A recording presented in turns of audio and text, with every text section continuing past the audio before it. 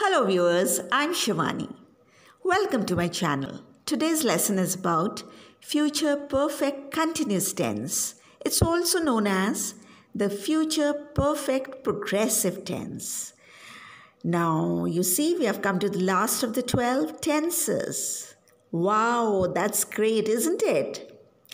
So, viewers, we use this tense, that is the future perfect continuous tense, to refer to some action or activity that will continue in the future up to a specific time or up to the commencement of another activity or action in the future.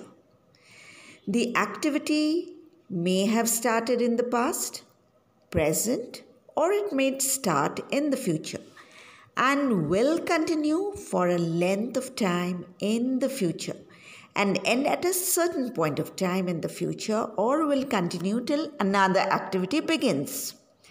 It in fact emphasizes on for how long the activity will take place or go on. Let's check out some examples. By the end of next month, my sister will have been living in Delhi for 5 years. So you see, for how long my sister will have been living in Delhi? The answer is 5 years. Up to when? What is the time reference? By the end of next month. Let's take another example. She'll have been waiting in the station for an hour by the time the train arrives.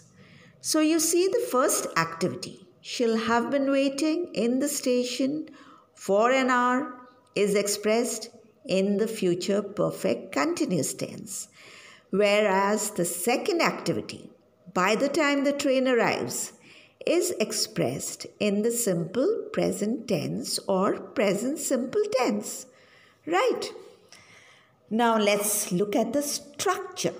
Subject plus will plus have plus been plus ing form of verb. That's the main verb or the present participle.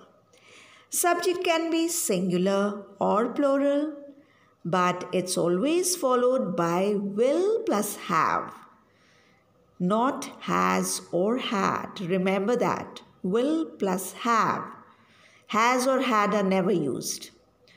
For negative sentences, not is used between will and have, making it will not have or won't have in the contracted form. For example, they'll not or won't have been waiting for 3 hours. She won't have been cooking since 7 p.m. Now let's see how interrogative sentences are formed. To make questions, just place will in front of the subject. You need to interchange their positions, will and the subject. These questions can be answered in yes or no. Let's look at some examples. Will they have been waiting for 2 hours? We can answer it in yes or no. Will she have been studying since 5 a.m.? Again, it can be answered in yes or no. Now, question can also be formed with question words or WH words. To form WH questions, you need to add the WH word in front of will. WH words such as what, when, how, etc. For example, what will she have been doing for 2 hours? What will she have been doing for 2 hours? So what has been placed in front of will? Now, use of since and for. Since is used to denote a point in time. For example, I'll have been writing the novel since last April. He will have been reading the novel since 5 p.m. And for denotes a period of time or length of time. For example, I'll have been writing the novel for 1 year by the end of this week. She will have been driving for 2 years by this September. Now let's talk about stative verbs. Can we use them in future perfect continuous tense? Let's find out. Stative verbs, as you know, denote a state of being or condition which is not likely to change. For example, know, like, love, believe, etc.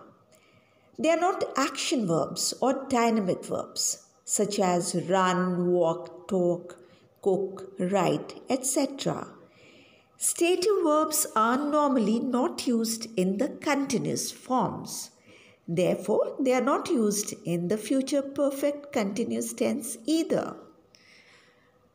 For example, we never say, I will have been knowing her, or she will have been liking her, and so on. Another thing, do remember to use contractions while speaking. They can also be used in informal writing. They make you more fluent while speaking.